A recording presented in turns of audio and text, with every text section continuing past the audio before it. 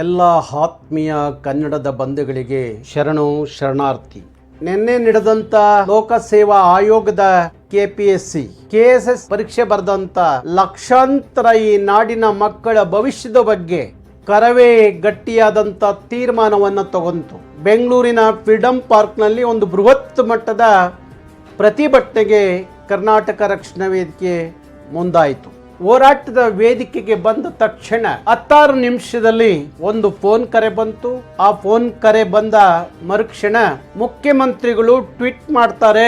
ಕರ್ನಾಟಕ ರಾಜ್ಯದ ಮಾನ್ಯ ಮುಖ್ಯಮಂತ್ರಿಗಳು ಸಿದ್ದರಾಮಯ್ಯನವರು ಟ್ವೀಟ್ ಮಾಡಿ, ನಿಮ್ಮ ಹೋರಾಟಕ್ಕೆ ನಾನು ನನ್ನ ಸರ್ಕಾರ ನೀವೇನು ಬೇಡಿಕೆ ಇಟ್ಟಿದ್ದೀರಿ ಆ ಬೇಡಿಕೆ ವಿಚಾರದಲ್ಲಿ ನಾವು ನಿಮ್ಮ ಜೊತೆಲಿದ್ದೀವಿ.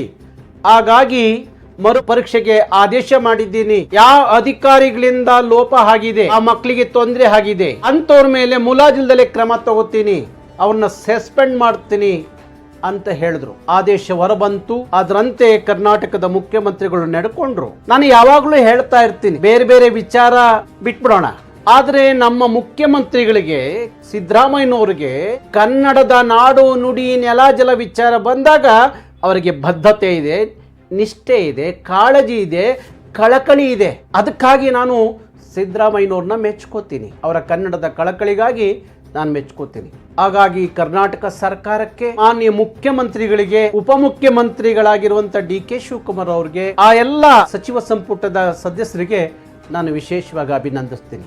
ಅದೆಲ್ಲದಕ್ಕೂ ಮುಖ್ಯವಾಗಿ ನಮ್ಮ ಕನ್ನಡದ ಅಚ್ಚುಮೆಚ್ಚಿನ ಮುಖ್ಯಮಂತ್ರಿ ಸಿದ್ದರಾಮಯ್ಯನವರು ಈ ನಾಡಿನ ಮಕ್ಕಳ ಜೊತೆಯಲ್ಲಿ ನಿಂತ್ಕೊಂಡ್ರಲ್ಲ, ಅದು ನನಗೆ ಭಾರಿ ಖುಷಿ ತಂದಿದೆ. ಕರವೇ ಕನ್ನಡದ ವಿಚಾರದಲ್ಲಿ ರಾಜಿ ಅನ್ನೋ ಪ್ರಶ್ನೆನೇ ಇಲ್ಲ. ಒಬ್ಬ ಕನ್ನಡಿಗನಿಗೆ ಅನ್ಯಾಯ ಆದಾಗಲೇ ಕರವೇ ಸಹಿಸಲ್ಲ ಅನ್ನುವಾಗ ಲಕ್ಷಾಂತರ ಕನ್ನಡಿಗರಿಗೆ ಅನ್ಯಾಯ ಆಗ್ತಾ ಇದೆ ಅಂದಾಗ ಕರವೇ ಸಹಿಸುವ ಪ್ರಶ್ನೆನೇ ಇಲ್ಲ. ಅದೆಂಥದೇ ಬರಲಿ ಬರೀ ವೇದಿಕೆಯಲ್ಲಿ ಭಾಷಣ ಮಾಡೋಗ ಜನ ನಾವಲ್ಲ, ಇಲ್ಲ ಒಂದಿನ ಪ್ರಚಾರಕ್ಕಾಗಿ ಬೀದಿಗಿಳಿಯೋ ಜನ ನಾವಲ್ಲ. ನಾವಿಟ್ ಕಡೆ ಕಾಲು ಅಲ್ಲಿ ನಮಗೆ ಜಯ ಸಿಗ್ಲೇಬೇಕು. ಯಾಕೆಂದ್ರೆ ಆ ತರದ ವಿಚಾರಗಳಿರ್ತವೆ.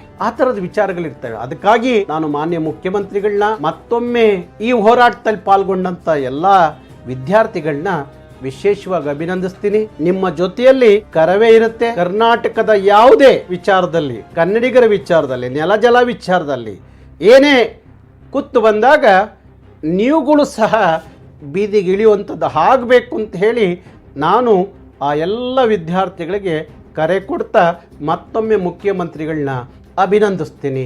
ನಮಸ್ಕಾರ.